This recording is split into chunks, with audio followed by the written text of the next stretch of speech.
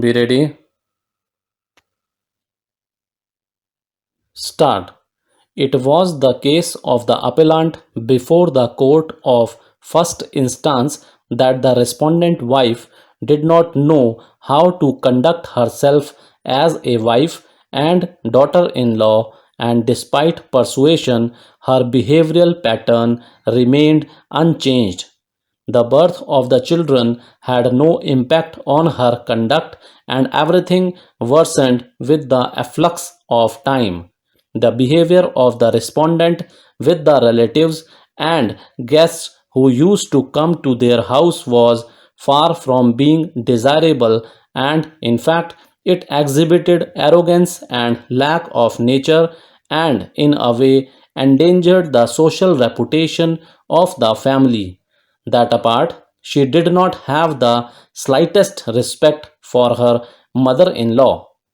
Despite the old lady being a patient of diabetes and hypertension, it could not invoke any sympathy from the respondent, and hence there was total absence of care or concern. The learned trial judge framed as many as four issues. The two vital issues were whether the appellant had been able to prove the alleged cruelty and whether he was entitled to take disadvantage of his own wrong. The appellant, in order to prove the allegation of cruelty, examined 10 witnesses, and on behalf of the respondent, 8 witnesses were examined. The learned trial judge, analyzing the evidence on record, came to hold that there was conjugal relationship till 1/5/1995, that there was no substantial material on record to demonstrate that the respondent had behaved with immaturity immediately after marriage, that in the absence of cogent evidence, it was difficult to hold that the respondent had troubled the husband and his parents, that the evidence of PW3 Ramesh was not worthy of acceptance as he is close and an interested witness, that the allegation that whenever she used to go to her parental home she was granting leave to the servants was not acceptable, that the appellant should have examined some of the servants, including the maid servant, but for some reason or other had withheld the best evidence, that the plea that the respondent was not looking after her mother in law, who was suffering from paralysis from 1984, has not been proven, that the allegation that the respondent was hiding the uniforms of the children and not treating them well had not been proven, because the version of Vishal could not be accepted as he was staying with the father, and therefore it was natural for him to speak in favor of the father, that the stand that the respondent was hiding the keys of the motorcycle and crumpling the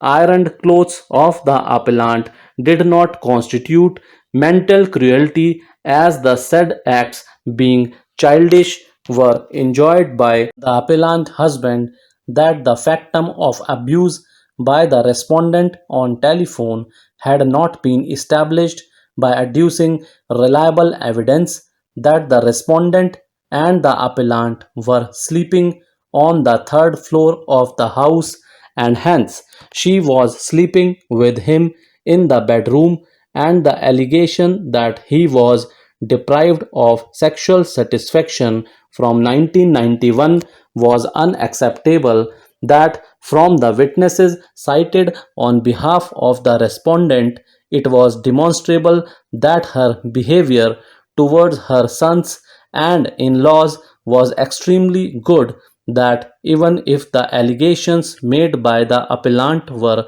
accepted to have been established to some extent,